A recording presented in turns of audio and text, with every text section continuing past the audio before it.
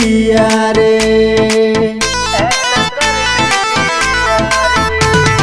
पिया रे पिया रे पिया रे ऐसा दर्द दिया रे। तूने बाहों में बसा के, तूने दिल में छुपा के, तूने ऐसा दर्द दिया रे। पिया रे पिया रे पिया रे ऐसा दर्द दिया रे। पिया रे पिया रे पिया रे ऐसा दर्द दिया रे। Singing by Ramesh Madhubania.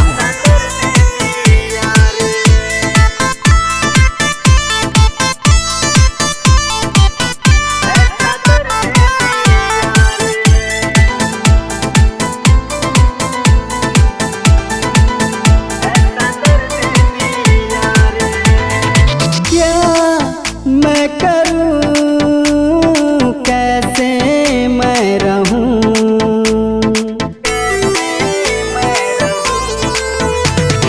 क्या मैं करूं कैसे मैं रहूं। तूने दिल को तोड़ा कैसे मैं सहूं। किसी और से दिल लगा ये कहूँ ओ पिया रे कैसा दर्द दिया रे। ओ पिया रे कैसा दर्द दिया रे।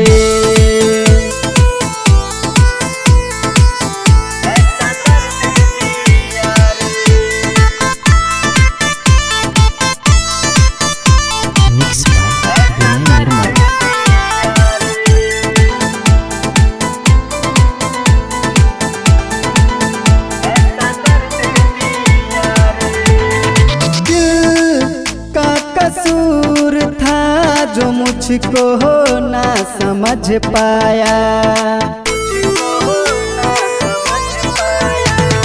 दिल का कसूर था जो मुझको ना समझ पाया।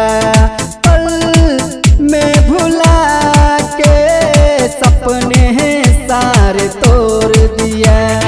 इनमें दिखता है धोखा, पल में ही बदल गए।